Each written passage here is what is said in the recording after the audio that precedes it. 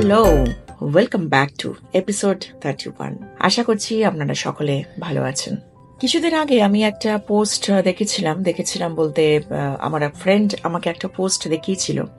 তো সেখানে আমি দেখলাম যে একজন এরকম পোস্ট করেছেন যে তার মা তিনি মানে এক্সপায়ার করেছেন, কয়েক বছর হয়েছে, এবং তিনি পোস্ট করেছেন যে মা তোমাকে ভীষণ মিস করছি, তুমি যদি আজকে থাকতে তাহলে তোমার এতদিনে তোমার বয়স হতো 90 ইয়ার্স, এবং এইভাবে উনি তুমি যেখানেই থাকো ভালো থাকো, প্রণাম নিও, এইভাবে উনি পোস্ট করেছেন। তো সেই পোস্টের এগেনস্টে যেটা হয় যে ফেসবুকে নানা রকমের কমেন্টস, নানান মানুষের নানান রকমের কমেন্টস আসতেই শুরু করে। তো সেখানে বেশিরভাগ কমেন্টস যেটা দেখলাম সেটা হচ্ছে যে RIP, রেস্ট ইন পিস। অনেকেই সেটা লিখেছেন, আবার অনেকে কেউ লিখেছেন যে happy birthday to your mom, আবার কেউ লিখেছেন যে আপনার মায়ের এতদিনে নিশ্চয়ই উনি আবার জন্মগ্রহণ করেছেন, তো উনি যেখানেই থাকুন না কেন ওনার জন্মদিনের শুভেচ্ছা জানাচ্ছি। আবার অনেকে লিখেছেন যে happy birthday to your mother in heaven. এইসব নানান মানুষের নানান ধরনের পোস্ট। তো শেষে সেই মানে ভদ্রলোক যিনি ওই পোস্টটা করেছেন, তো তিনি লিখেছেন যে আপনারা কি ভাবছেন যে এটাকে নিয়ে কি আমি ছেলে খেলা করছি, আমি কি আমার মাকে নিয়ে কোনো রঙ্গরসিকতা করছি, যে আপনারা লিখছেন বার্থডে ইন হেভেন, আবার যেখানে জন্মেছেন সেখানে জন্মদিনের শুভেচ্ছা। তো আমি আমার মাকে ভীষণভাবে মিস করছি, তাই আমি আজকে পোস্ট করেছি। তো দেখলাম যে আরেকজন রিপ্লাই করেছেন যে আপনার যদি মনেই হয় যে এটা আপনার কাছে রঙ্গরসিকতা বা এইভাবে আপনার সঙ্গে কেউ রঙ্গরসিকতা করছে, তাহলে আপনি পোস্ট করেছেন কেন? তো এইভাবে নানান কন্ট্রোভার্সি চলতেই থাকছে, এবং শেষে দেখলাম ওই ভদ্রলোক বলেছেন থাক আমি পোস্ট ডিলিট করে দিই। তো বলে তারপর উনি নিশ্চয়ই পোস্টটা ডিলিট করে দিয়েছেন। তো এটা একটা ইনসিডেন্ট ছোট, সেটা আপনাদের সঙ্গে শেয়ার করলাম। আর একটা মানে ছেলে, তো সে ক্লাস ওই ধরুন 5-6 পড়ে। তো সে নানান অ্যাক্টিভিটিস, যেটা আপনাদের কাছে আমি যখন সে চাইল্ডহুড স্টোরি এবং এখনকার চিলড্রেনদের লাইফস্টাইল এবং আমাদের সময় কিরকম লাইফস্টাইল ছিল সেগুলো নিয়ে আমি কিছু ডিসকাশন রেখেছিলাম, এবং সেখানে বলেছিলাম যে এখনকার চিলড্রেনদের লাইফ ভীষণ হেক্টিক থাকে। তারা সব সময়তেই নানান রকম অ্যাক্টিভিটিস, মানে অ্যাপার্ট ফ্রম স্টাডি, আবার অ্যাক্টিভিটিস মানে একটা দুটো থাকলেও চলবে না, নানান রকমের অ্যাক্টিভিটিসের মধ্যে এখনকার চিলড্রেনদের ইনভলভড থাকতে হচ্ছে। তো মানে life is very tough, life is very hectic. তো সেরকমই একজন আছে, তো তার সে অনেক কম্পিটিশনসে তাকে পার্টিসিপেট করতে হচ্ছে এবং মানে করতে হয়, এবং সেখানে সে অ্যাওয়ার্ডসও পায়।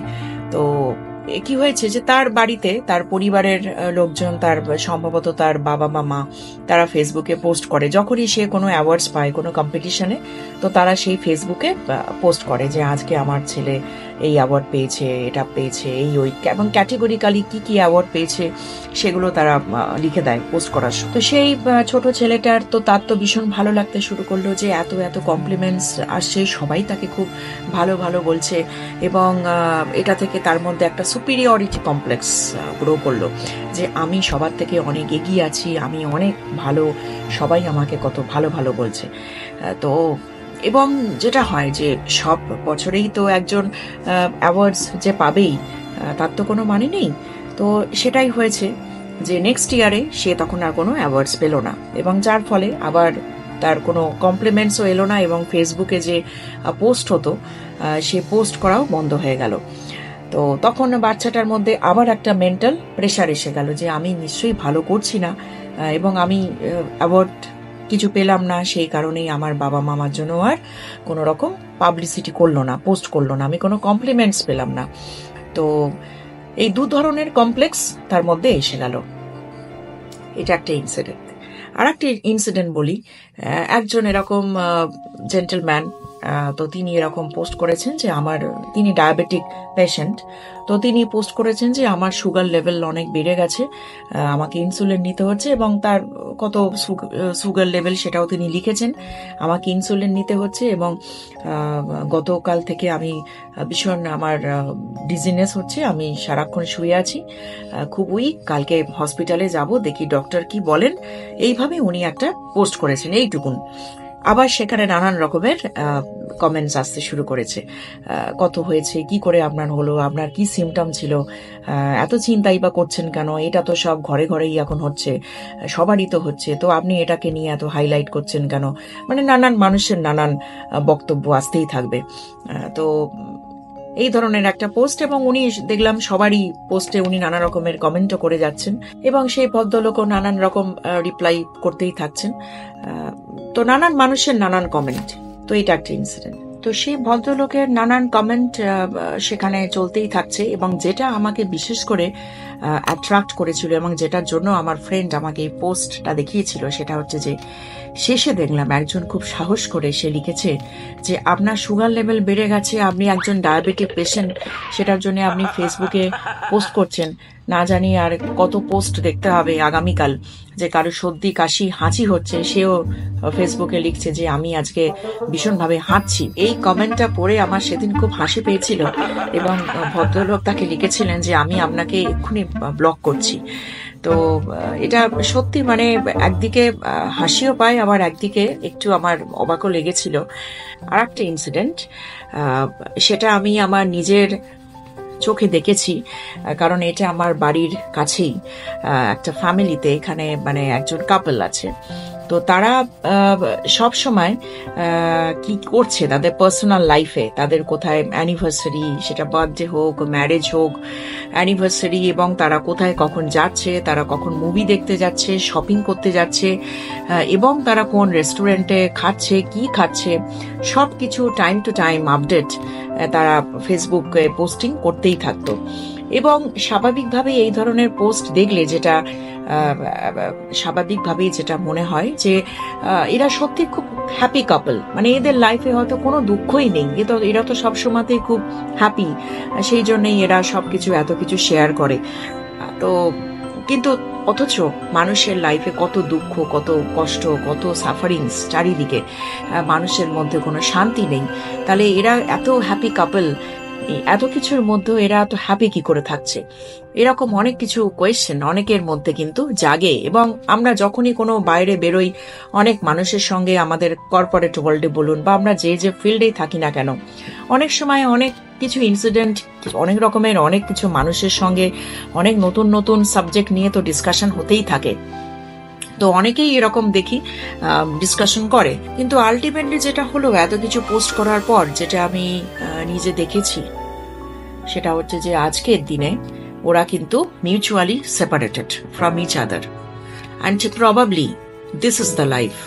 আর একদিকে দেখলাম যে একজন ওম্যান, তিনি ফেসবুকে পোস্ট করেছেন, তিনি লিখেছেন যে তিনি তার হাজব্যান্ডকে কয়েক বছর হলো হারিয়েছেন। তো তিনি এখন একজন সিঙ্গেল মাদার, তিনি তার একমাত্র ছেলে, তাকে নিয়ে তার হাহাকার করছেন ফেসবুকে। যে তিনি লিখছেন যে আমার ছেলে 9 to 10 ইয়ার্স বয়স, সে এখন ব্রেন ক্যান্সারে আক্রান্ত, এবং তার যে ট্রিটমেন্ট চলছে তার খরচা 45 to 50 lakhs, যেটা আমাদের মতন মিডল ক্লাস ফ্যামিলি, তাদের পক্ষে সেই খরচা সেটা অ্যারেঞ্জ করা এটা খুবই ডিফিকাল্ট। এবং আমার ছেলে হয়তো তার যে সার্ভাইভাল, তার যে চান্স, সেটাও কিন্তু অনেক অনেক কম বলে তিনি কিছু পোস্ট করেছেন।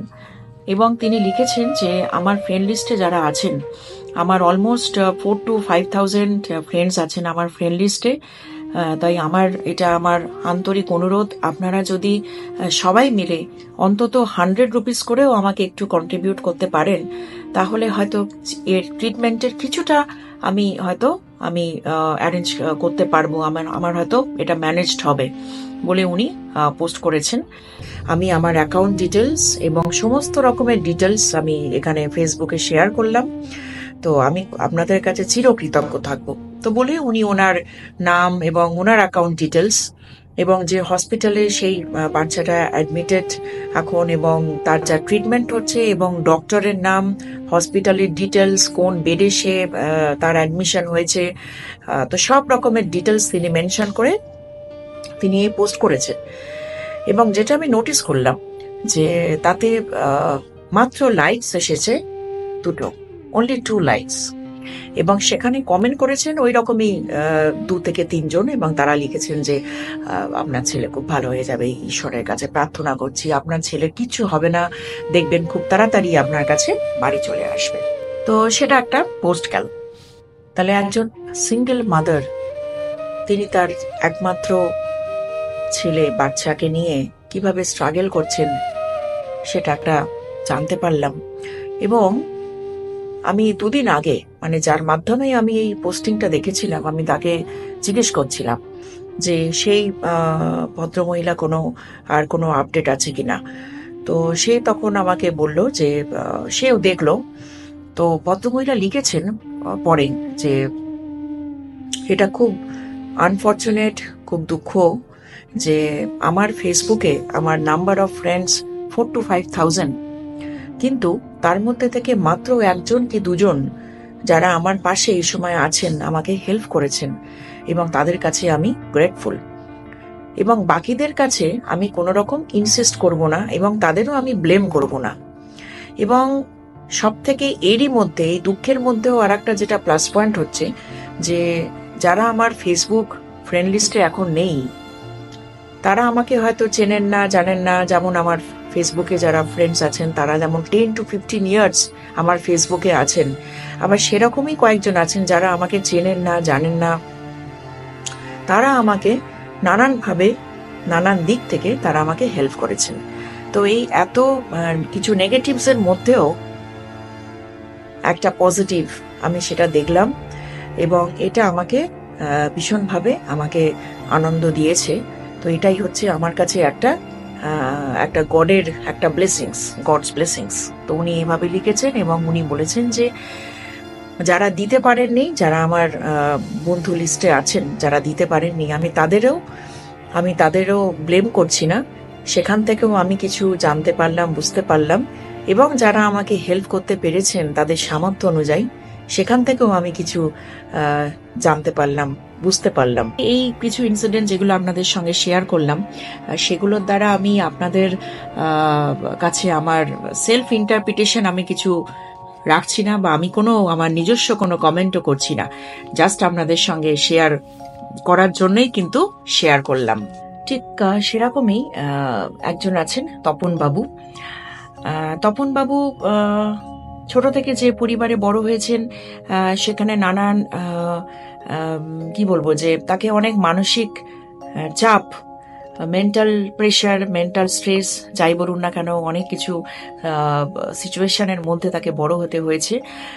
কেননা সেটাও সম্ভবত তার কথা শুনে যেটা জানতে পারা গেছে যে তার পরিবারের, মানে তার প্যারেন্টস বলুন বা তার পরিবারের লোকজন, তারাও সেই ফেসবুক যখন অ্যাক্সেস করতেন, ফেসবুক থেকে নানান রকমের পোস্ট যখন দেখতেন, এবং সেখানে যখন কেউ কোনো অ্যাচিভমেন্ট করতো বা কারুর কোনো কিছু একটা গুড নিউজ আছে সে ফেসবুকে শেয়ার করছে বা পোস্ট করছে, সেটার দ্বারা তারা হয়তো ডিস্টার্ব করতেন যে ওরা এটা করলো, তুমি এটা করলে না, বা ওদের একটা বড় বাড়ি, আমাদেরও এরকম একটা বাড়ি চাই, তার জন্য তোমাকে অনেক ভালো পড়াশোনা করতে হবে বা বড় হতে হবে, অনেক অনেক টাকা ইনকাম করতে হবে, যাতে করে আমাদেরও একটা ওরকম বড় বাড়ি হয়।